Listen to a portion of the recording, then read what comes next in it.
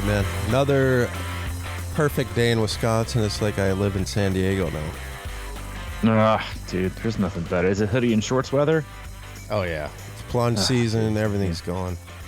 Telling you. It's what season? It's plunge season. The water's getting into the 50s now. The grand kickoff. It is. The weather is just freaking unbelievable right now. It's fantastic. It's 10:10. And it's 10 o'clock here. Well, at least it's in and around 10. You're listening to the Crushing Iron Podcast. This is episode 805. 805. Yep. 805. Telling you, man, and I always wonder this, like if people are just in generally better moods in certain states where the weather's always amazing like this. Because it puts everyone in a better mood, right? You know, when the conditions are like extreme, like 110, 115, it's humid, it's hot, it's miserable outside, no one's really happy. You know, and then when it's like, you know, negative 10 degrees, 15, people aren't very happy. But it's in that like sweet spot, like hoodies and shorts. I feel like it's borderline impossible to be in a bad mood. Yeah, I know. I mean, I think back to when we lived in Chattanooga, and it was so hot in the summer that, you know, it was like everybody wants a summer and warm weather and everything. But I swear by the end of June, I was like, can we just turn this off, man? Yeah, I know, it's right. It's almost like the inverse oppressiveness of a deep chill or something. It is. I think it's worse. In some way, I mean, I'm really looking forward to the winter again here, believe it or not. But yeah, I kind of feel that too. Yeah, I think it's worse. I saw somebody sent me something yesterday, and I never thought about this, but it's so true. It's like, depending on where you live in a state, right? So I've never been like a huge fan of wanting to live in a state where there are no seasons. And it just said, I love that I live in a world where there's an October. And I was like, yes, because it does. It feels. And so I think, again, I can't imagine living somewhere where it doesn't feel like this, at least for a few months out of the year. Now, given I know, like, you know, like you said, San Diego gets it like 10, 11 months out of the year. And then when it gets to like 95, they like the whole state shuts down. Or if they have like an inch and a half of rain, it's like immediate flooding. But yeah, it is. It's a wonderful time. It's a wonderful time to train outside. It's the best running. It's the best everything time of year. So, but yeah, it's good. You got still a bunch of races happening over the next few weeks. And hey, listen, if you are out still training and doing your long stuff, you still got big races. You still got 70.3 Worlds. You got Kona. You got a bunch of Ironman races, late season 70.3s. You know, you should be feeling tired, yes. Fatigued, yes. But you should start to see some of that little fitness turn its head with the seasonal change, even just in like even the small changes I've noticed in my own running.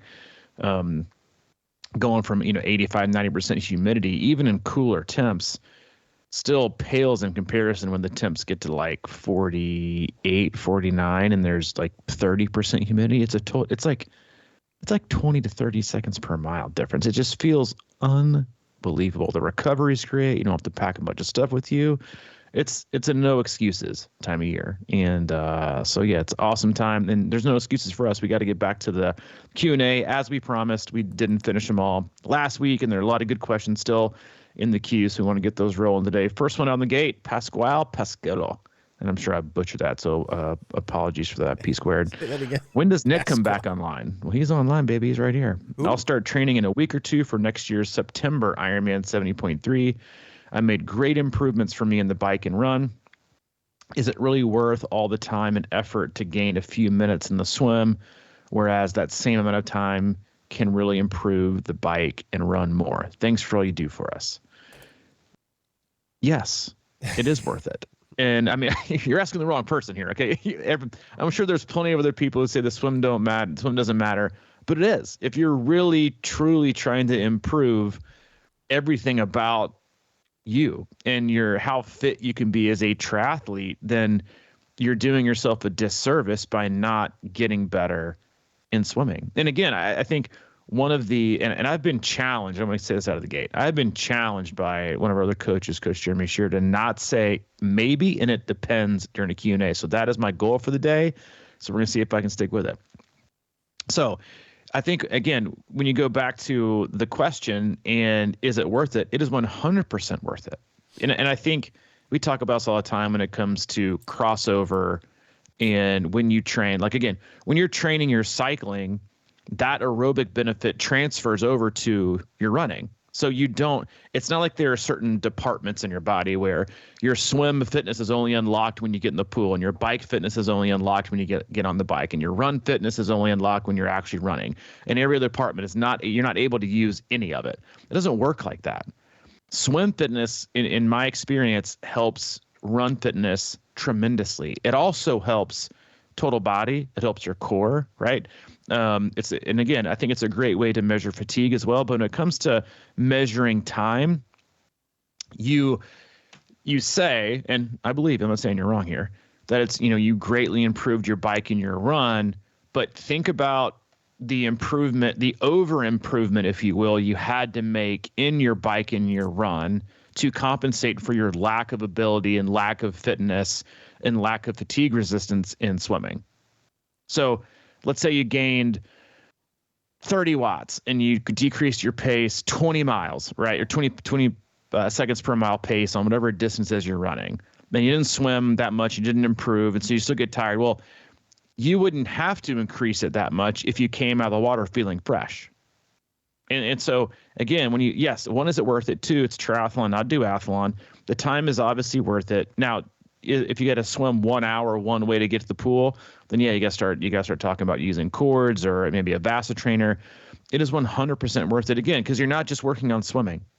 You're also benefiting the rest of your body and the rest of your aerobic system, and you can't replace that. Nor should you just ignore it and assume that just because I have good cycling and run fitness, I'm not going to be negatively impacted by my lack of swim fitness.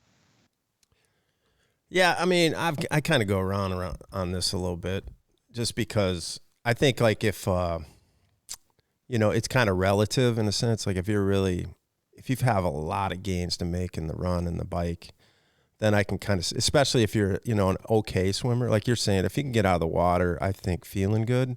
If you're, I don't know, because some people are like that I know, that I just kind of can cruise along or whatever. But I think it's super important fitness wise, for sure, I've just gone around it because it's like, it does take a lot, but I've gotten to the point where I can get out of the water feeling good now, and I guess I've put a lot of time in. I mean, I swim a lot of open water now, so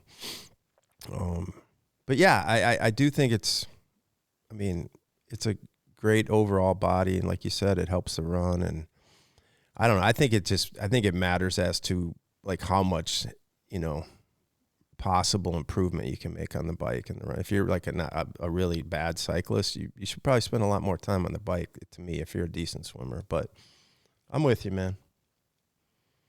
And listen, it's individual. Even cases. for a guy like me, like you, I would have to work really hard to. I mean, I guess my perfect example is back in like Ohio 70.3. What is that? 3 years ago. I mean, I barely swam.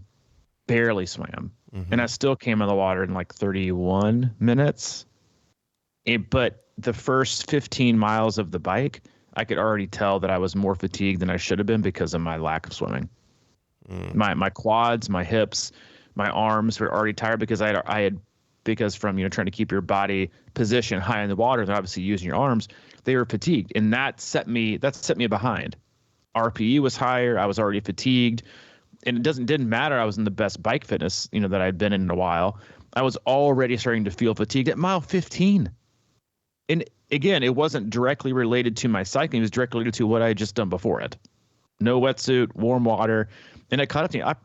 Going back and looking, I could have PR'd that day. 100% could have PR'd. I was in, I don't know, it was like 440, 441. My PR was like 334. I think if I had put the time and effort into swimming more, then I 100% could have done it, because I would have come out of the water faster and I wouldn't have been phased when I was on the bike, which that ended up impacting me on the run. So listen, it all impacts each other, and it's up to you, right, to make the decision on what's going to get you the most fit. And I think a lot of people we convince ourselves what we want to be convinced of.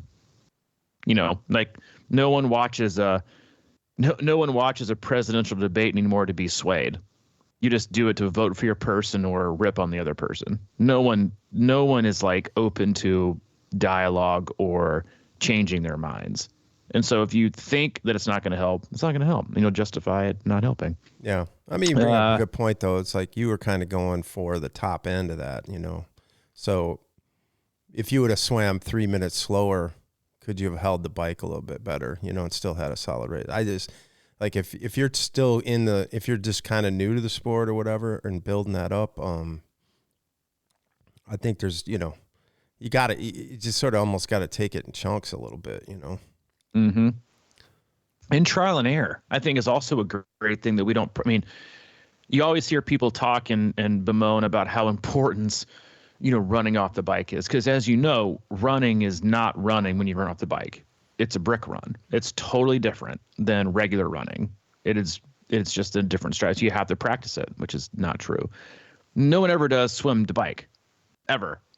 Like, they rarely would do it. So if you think that's the case and you think that you're gaining time, go out on a Saturday, one Saturday, and do 2 hours at race pace, fresh, right? With feeling no fatigue, measure your heart rate, measure your power output, mark down when you start to feel you're starting to fatigue, right? Heart rate's going up, and power's going down. And then the next week, go swim a 1.2 race effort, and then even give yourself a 20-minute break, and then see how different things are when you go do the exact same bike workout. Like, if you really want to figure out where the benefit is, then test it out. And that's honestly the only way you can do it, unless you want to use that test in a race. And most people don't want to utilize a race for that. You want to get the most out of your day. Josiah Woods, I crashed at a local Olympic duathlon, originally a try, swim was canceled. I managed to wipe out 5 miles into the bike, taken by ambulance, was in the hospital for 4 days. How do you practice self-care when your only output for relieving stress was racing and training, but cannot do it for some time? How do you stop yourself from feeling like you are without a tribe? Oof, that's it. Yeah, I'll let you handle that one, man. Yeah, thanks. Yeah, that's a deep one for today, Josiah. First and foremost, I think we have quite a few casts that kind of touch on your topic for today, or your question, which is, if your sport of swim, bike, and run is your only thing, then you need more things. And I get it. I've been there. I went all in, and when it's taken away or you can't do it, you lose some of your identity. Your identity should not be wrapped up in what you do. It should be wrapped up in who you are. And triathlon is what we do. And too many triathletes, especially just given, the typical personality traits of triathletes and type A, is like they are wrapped up in what they do, not who they are. And what they do is triathlon, right? It's like everybody has to label themselves something now. And once you attach yourself to that, like I'm a vegan, or I'm, Republican, or I'm a Democrat, or I'm I'm a carnivore, I'm a hot tea drinker. Like, you are willing to die on that sword regardless, because you've attached and you will always and forever have to attach yourself to that, because if you don't, because you've attached yourself so far into it, then what have you been doing? You've been living a lie? Are you a hypocrite? Are you, do you change your mind too often? Were you just wrong? Same thing goes for attaching yourself to, being a triathlete. Like, what happens if you can't swim and you got to ride and run? What happens if you don't want to do it? And people, that's why I think it's great to associate yourself with just being an athlete, just an athlete who likes adventures, who likes to do endurance events, but when you get hurt like that, I think, you said about, feel like you're without a tribe. I think that's one of the toughest things, is, again, a lot of people in the sport, I think, find themselves really lonely, which is why you have, triathlon training groups and teams, and, people get coaches, because you aren't alone. You have people that can check in on you and make sure you're doing okay. And you can still feel connected to the people that are in your sport without feeling like you are or have to be in the sport to feel connected, because you can't, right? It's a sport. You're not in a relationship with the sport. Ironman and swim, bike, and run training isn't a call and check on you or in the hospital, right? Or check to see how you're doing today. Or people check on you. And I think we continue to disassociate ourselves with human connection and accountability through people, and just start to establish non-personal relationships that we feel like help keep us on track or going in a certain direction. And then again, a lot of times that comes crashing down. I mean, I had this conversation with an athlete post Ironman Wisconsin. They just said they had a really, really, really challenging year. Had some personal things going on, some relationship things going on, had, a wreck, just a lot of things, a lot of stressors. They went all in, had an incredible race, PR'd, crushed it. But I wouldn't say they went into a depression post, but they just kind of had to admit to themselves like, hey, like I think I realized how much I was putting the blinders on to life and everything else that was going on around me and the things that I was supposed to feel, because I was all in on training. It was all consuming. It was all I thought about. Kind of like you talked about earlier this week, like I just watched the YouTube videos and the mass start, like, things we do with racing and how deep we can dive into the obsessive nature that is the training and the volume and the intensity and even the data and in the races and stuff. Like a lot of that comes with, just accepting the hobby. You're probably just replacing something else in your life that's really challenging. And sometimes that's personal, sometimes that's professional. And then when that's taken away from you, you feel, lonely and isolated. So I would just suggest, one, making sure you're connecting with human beings that care about you, and that, frankly, that can relate to what you're missing. Most people can't, right? They think what we do is stupid enough already. Hey, you're going to go swim for how long? You're going to bike for how long? You do it all in one day? That sounds dumb. Why would you do that? So if you can't really, they're not going to give you any sympathy. Because most people would just rather be lazy and sit on their ass. So you're getting like you're right now shoved in where most people enjoy being. So find people that can support you, that can relate to that, and then also make sure you're just taking care of yourself and reminding that you are Josiah Woods. You're not triathlete Josiah Woods. You're Josiah Woods who does triathlon. It's not your identity. Don't ever associate your identity with something that can be taken away without your control. Mm-hmm. Yeah, that's good, man. I remember, I feel for you too, man, because sometimes, I remember when I got into triathlon, it was sort of like, it was something that was new and it was exciting and it kind of like filled a void, I think, at the time. And I can't imagine, getting into it and being all pumped about it and then having it taken away right then. It's sort of like, shit, now I got to find something else or whatever. And I think in some ways, I've been doing these things like 10, 11 years now, and I go through that a little bit every time after the race. It's sort of like, okay, I had the energy and the, everything to suck it up and get through it, but now it's sort of like, man, that feels like a lot. So it's kind of weird. I got it does. It's almost like you have to really go into who you are and figure out the things that make you happy. Somehow the other day, I just out of nowhere just kind of unpacked my drums and sort of set them up in the corner. I haven't really been playing, but it's sort of like, I was like, what is that? It just kind of came out of nowhere. And then, like I said, the plunge season is here, and I'm just doing different stuff like that to almost, balance things out a little bit for myself personally, because it does. It's sort of like, and then the community piece of the puzzle is huge. I can always tell, that, people just generally can bring you up or take you away from that, sort of internal cycle thought process or whatever. And it's just always nice to have somebody, kind of point out what's going on and realize it's, because it can seem kind of like a deep bummer or kind of hopeless or whatever in certain situations, but I think people can just help you sort that out, because anytime we get too deep in our heads and searching, it just kind of, I don't know, usually doesn't pan out that well. I also like to write about things because that helps me. It's almost like my therapy, and you can just throw it out there. I mean, you said exactly what I was thinking, was that, you should use triathlon and endurance sports to help figure out who you are, not become who you are because of triathlon or be a triathlete. You should use endurance sports and the training and the hardships and the obstacles and the pain and the success and the failure, the dedication, the commitment, all those things, right?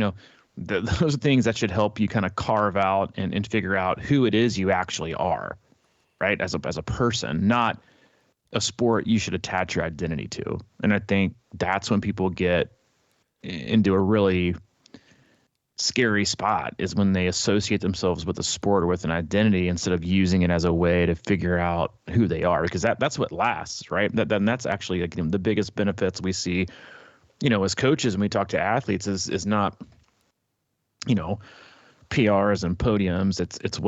It's watching people become someone totally different, and the things they're able to navigate in life, whether it's, going to the doctor and getting cleared to do something, whether it's going to the doctor and saying that all your blood work is like perfect now for the first time in your life, getting a promotion, handling, relationship stuff differently, being able to keep up with your kids, becoming more mentally like that. Those are the wins. And that's the stuff that like you'll keep forever, regardless of if you become, you give up triathlon, you just want to run, or you just want to go weight lift, or you don't want to do anything at all. Like those are things you carry with you, and you can't, you can't carry around the identity of a sport. So just, I encourage you and anyone really, to make sure you're not so wrapped up in your identity of, being a triathlete or an endurance athlete, but instead just using the opportunity we have with these amazing, vessels that we've been given to explore our, we always talk about exploring our physical limits, but also like just your limits of who you are and how you can adapt and navigate through life. Because I'm telling you, endurance athletes can usually do it better than most people. And that's, I think we lose sight of that a lot. You see people who just like kind of fail and falter at the slightest inconvenience or hardship or bad day. And when you have these skill sets to go back on, these lonely bike rides, these long runs where it hurts and you're just stuck in your head, or going to the pool when you don't want to, and and you do those things, like you're practicing how to get through life. You're not practicing how to get through a race, because those happen like 4 times a year, maybe twice for some people, 8 for others. But it's how you handle the rest of the day. So take that. Hopefully that helps. Yeah. I mean, I'll just quickly, a long time ago, on that same topic, or that same thing you just said, is, I mean, I when I started, I was triathlete, that was kind of like a little bit of my identity. But at some point I just said, I'm not a triathlete. I'm a person who does challenging, or who challenges himself and does hard things. That's what I do. And that can be anything, And you're right. It's just more of a lifestyle kind of thing. And it's just like, what's the next challenge, or how can I create a new challenge, rather than just identifying myself as a triathlete. Mm-hmm. Yep. Agreed. Next up, Michael Barnhart, the importance or unimportance of being able to bilateral breathe. I think it's important for comfort and confidence in open water to respond to various conditions. And I think it's important for equal muscle build, but I'd love to hear this discussed. Totally disagree. I think it's one of the most overrated things in swimming, and I hear it all the time, and I see it. I don't see any benefit at all in trying to learn how to bilateral breathe, because you can't tell me that even if, first of all, breathing every 3 strokes is useless.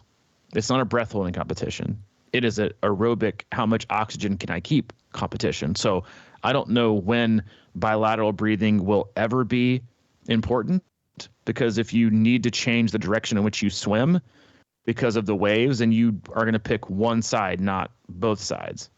And when it comes to various conditions, like I've talked about this before on a lot of the How to Not Suck at Swimming podcasts, most people struggle enough to swim just breathing to one side every stroke.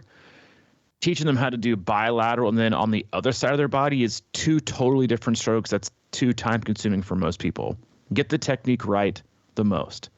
If bilateral breathing was super important and it was good for muscle balance, then you would see people race like that, and they don't. It's way overrated. Figure one side that sticks best, because even then, like, I can breathe bilateral. I can breathe going to any side that I want to, whether it's every other stroke or every 3 or every 5. I can do that. But when I get into a race, no matter what, first things first, regardless of the conditions, I always go to my right side. You go to your drive side, your main side. You always go to that side. because you want to be fast, and that's your comfort. You never like, you're like, let's see, I don't know. There's a couple rollers over here.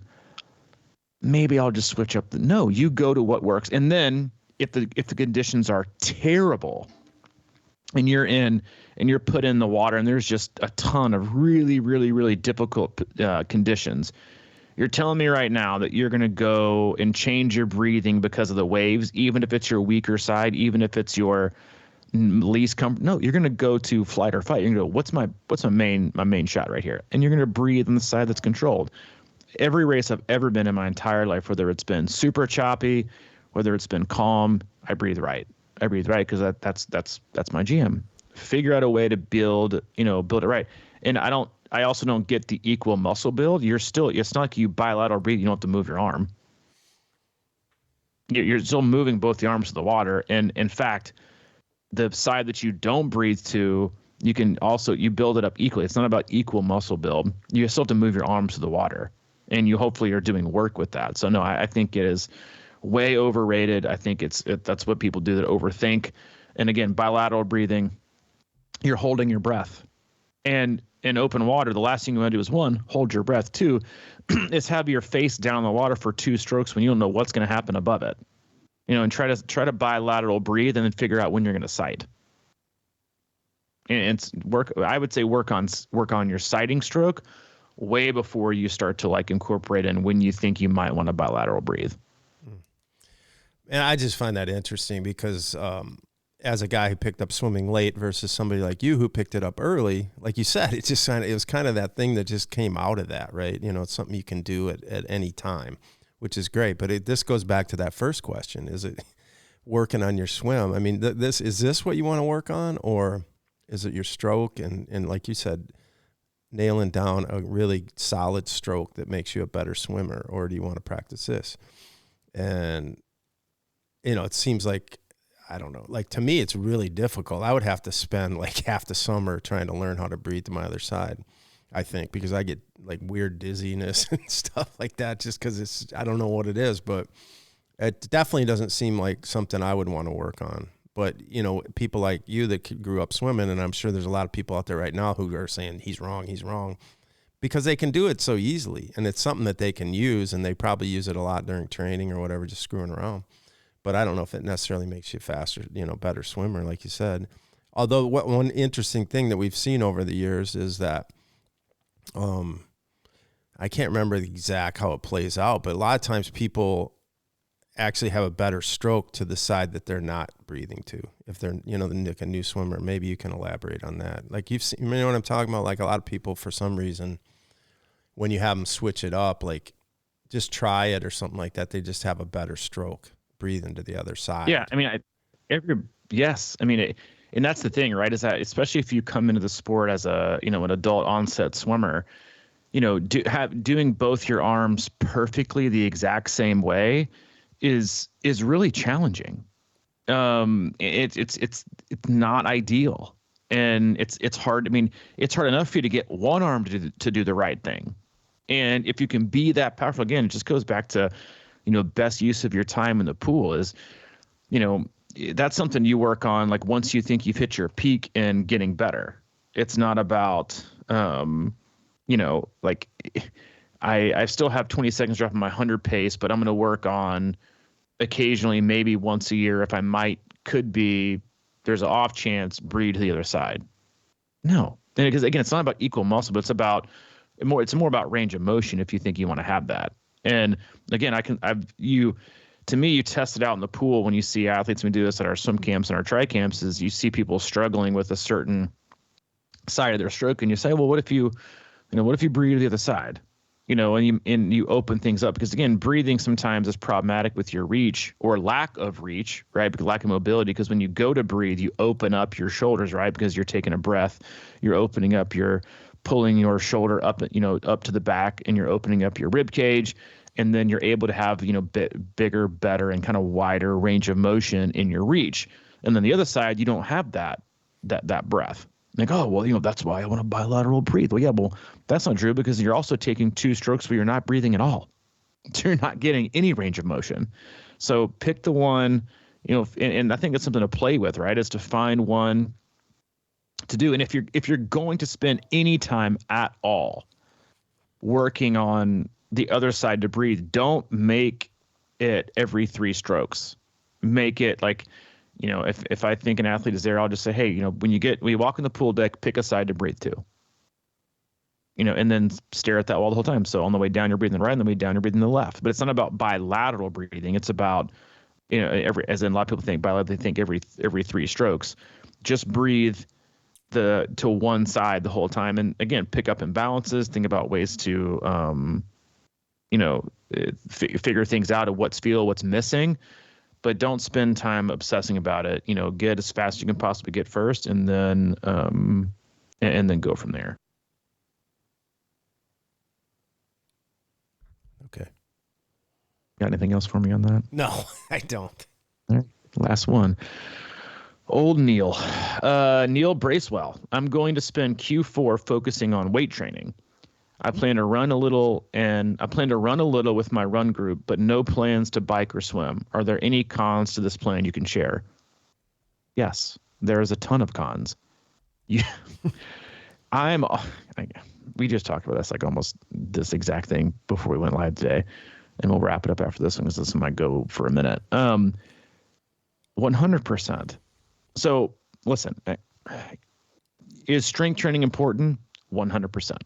It is important for all different types of benefits, especially as you get older. It's mostly important for economy and efficiency and durability. You also have to consider when you weight train, what kind of weight, because again, you can say weight training and people have like 19 definitions of what they hear when they hear weight training. Mm-hmm. Some people picture like Arnold Schwarzenegger. Some people think like, TRX. Some people think, like light levels of cross training and just body weight. Like, what is weight training? And why would you give this is like the polar opposite, or I guess somewhat similar to P Squared's question above, is like, I don't want to swim because I don't see the benefit. Strength training, great, right? As a complement to swimming and cycling and running. As a complement, not as a replacement. And if you ask any top level coach if they do strength training, they'll say, yeah, maybe once or twice a week, but we never do it in replacing swimming and cycling and running, because your event is swimming and cycling and running. It should be to complement. It is never to replace. And again, that goes back to where we have, humans have a very innate ability to convince ourselves of, of what we want to be convinced of. You go weight train 1 week and you come back this week like, dude, I can already feel it, man. Got a little bit extra power today on the bike. Everyone felt super good today. I think it's those lunges from last week. It doesn't work like that. Weight training, endurance training never happens in a week. So yes, there are huge cons to giving up cycling and swimming and barely running to just weight training. You are no longer training like a triathlete or really a runner if you're just going to plan to run a little. Plus, again, if you also have to think about, depending on what kind of weight training you're doing, are you going to be adding on, a significant amount of muscle? Well, guess what it takes to move that muscle when you now start to run? Requires energy. And then what it takes to move that now gained muscle up a mountain, it takes energy in watts. Like you don't get, nothing's a free pass. It should all be complimentary. So yeah, there are huge cons, honestly, to just giving up and I'm just guessing that maybe that's my fault here for guessing, but that you're going to do triathlon next year. So you're giving up all triathlon training, it sounds like, to weight lift for a whole 3 months out of the year in Q4 and barely run. There's massive cons to that. Like, you're not going to get any improvement in swimming and cycling. You're going to regress, and then you'll probably regress in your running. You will probably maintain some very short power on cycling and some short power, maybe 30, 45 seconds burst, but your aerobic capacity is going to tank. So, and listen, I'm all for weight training, stretching. We do a ton of it in Q4, but as a complement to injury prevention, mobility, and a little bit of explosiveness. But again, like you're not going to the gain you might make in added muscle and strength, that's strength in the gym. It's not, I mean, if that was the case, you would see, the pro cyclists giving up, but they don't. They barely weight train. And I love it here for, especially triathletes. Yeah, I started to do some squats and I can really feel the power, maybe for 30 seconds. But when it comes to what you can do for 2, 3, or 4 hours, it's not relevant. Same thing with running. All the research and weightlifting for running is for running economy and like 5K max 10K distance. That's it. It's not about how long you can go. It's definitely not about efficiency. And when you're talking about, again, what kind of quote unquote rate training are you doing, right? Is it going to be low rep, high weight? Are you talking like high rep, low weight? But no, I think adding in weight training is great. I love it. I'm a huge fan. But just replacing it and not doing any of the other three, you're going to see regression, especially in Q1, if not Q2. And then the extra time you'll need to get your swimming and cycling and running back up to speed, literally, you're going to lose that strength that you gained in Q4. So a better plan would be to implement it with your running and cycling and swimming, and then slowly add in some strength training, and then marry it together so it's all there. Because again, what's going to happen is when you start to add, I'm just never a fan of totally removing so much of your traditional load, because then you have to piece things together back when it's time to add it. Like, I always start athletes out with swimming and cycling load first. And like some of the first questions I get is like, well, when am I going to do strength training? Like, well, first things first, I want to see how you handle a swim, bike, run load. And then we'll add in a little bit of strength, because it's complementary. It's a swim, bike, and run race. It's not a weight lift race. It's not CrossFit. It's a swim, bike, and run race. And no one's ever going to finish a race ever. No one has ever said, like, yeah, you know what? The big thing to me today, it was the weight training. It was 100% the weight training. Core work, do that before you do weight training. Increase your ability to have, to hold your position on the bike.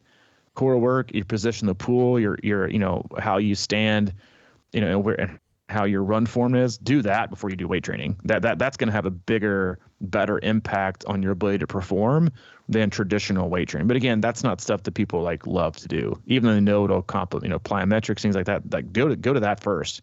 And those are easy to complement and add into, what you normally do. But again, it's about load. And I get that a lot of people want that this time of year because they want to change it up and do something different. But you just be careful with totally neglecting a lot of things. And, there's ways to go about that without totally going the other direction, which it sounds like, you kind of are. Yeah, and this one's always obviously controversial. I think it's all relative, I mean, if you want to, because of course that's what it seems like. I just didn't have enough strength to finish that or whatever. Seems like it's always the kind of answer at the end of an Ironman. Usually is like, I need to increase my strength. And while that is absolutely true, I love how you put that. It's sort of complementing what you're doing, because it's an endurance sport. And like I was saying before, man, it's like, you don't see Kenyans, just shredded all over. I mean, they're obviously low body fat, but it's like, I think the best endurance athletes aren't all wrapped up in lifting weights. I mean, I'm sure they do. God, it's like we're going to get pummeled with weight training is the way to go, but it's good if you want to, like, because I personally am that guy, right? I don't necessarily want to go all in on, being a thin Kenyan type of a triathlete. I want to kind of keep my body. So I kind of compromise a little bit with some things, and I'll still say that I think I was my best runner when I was doing a lot of yoga. To me, it's like the mobility of it and, doing, sort of these warrior poses where I would just stay in them. It's sort of like endurance strength to me, almost directly, perfectly related. You just kind of stay out there and breathe into the muscles and breathe into the pose. And it's like, it's a run stride pose in a way, it just really, really, I felt like it supplemented and complemented exactly what I was doing. But I like weights too. So if it makes you feel good, it makes you feel good. I just don't know how many really top of the edge triathletes are pumping iron all the time. I don't know. Maybe they are. I mean, no, I mean, they'll tell you that we prioritize and here. So I know I struggle with this one because it is, for whatever reason, it's controversial, but I mean, it's just fucking lifting weights. I don't know why it's so polarizing for some people. Do what you want to do, man. I don't get it. If you look at the percentages, right? And again, it's not apples to apples, right? But if you take like a pro's 25, 30 hour a week training volume, they say they do weight training, they might do it an hour and a half total of that 30 hours. So if on the flip side, from a percentage standpoint, that's very low. And it's also the fact that they have time to do it. They would never skip a swim, bike, and run to go lift. Ever. Never. They would never do that.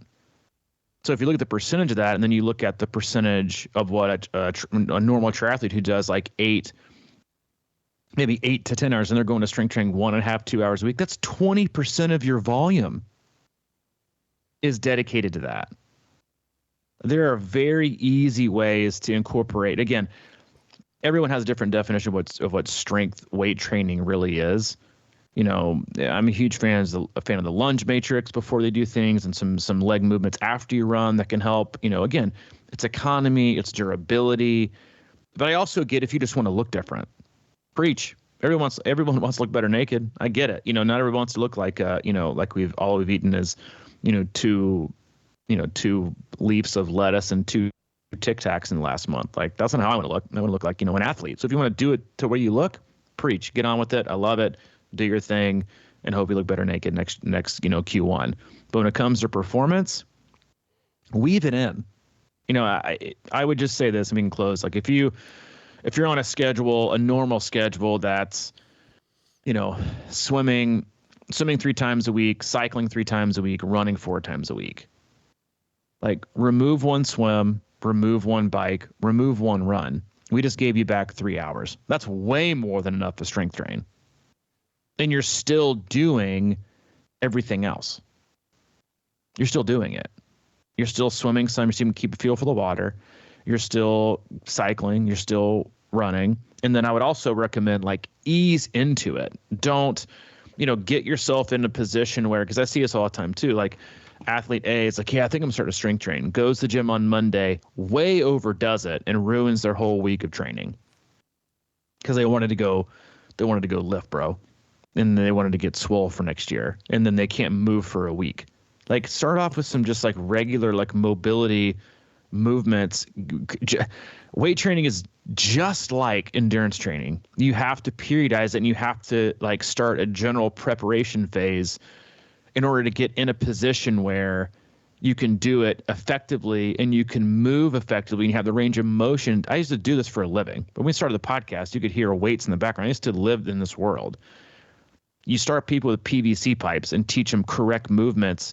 And also, like, you have to have correct range of motion within these movements to do them correctly. But people just want to grab a barbell and throw some 25s on the side and, and bump weights and fill up a gallon of water, and just walk around the gym.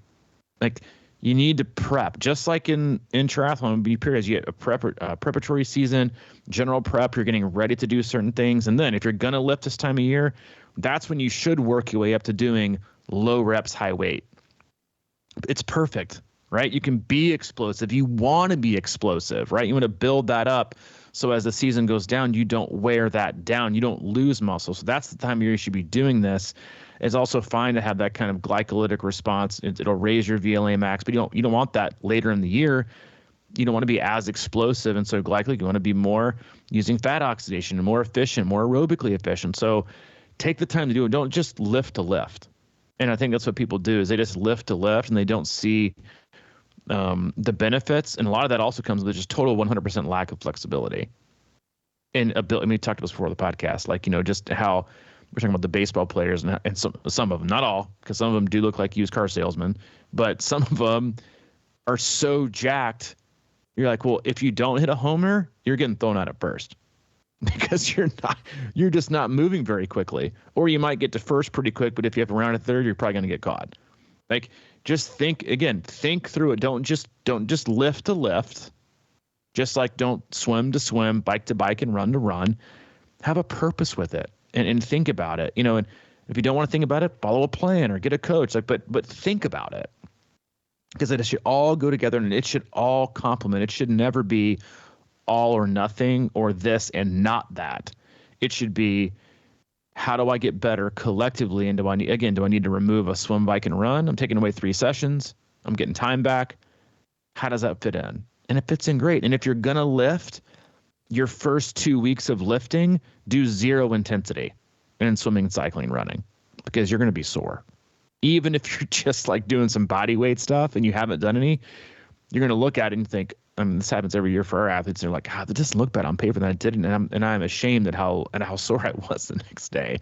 Like, just do aerobic work, right? And then lift, make it complementary. And then also it depends on, anyway, what time of day you want to do it, before a session, after a session. Lots of pros, lots of cons. Just think it through, Neil.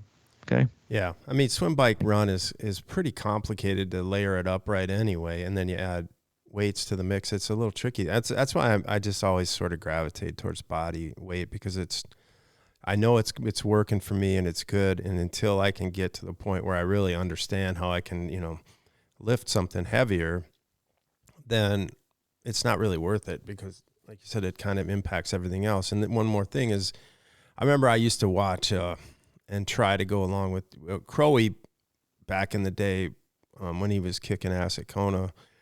He posted his core workout.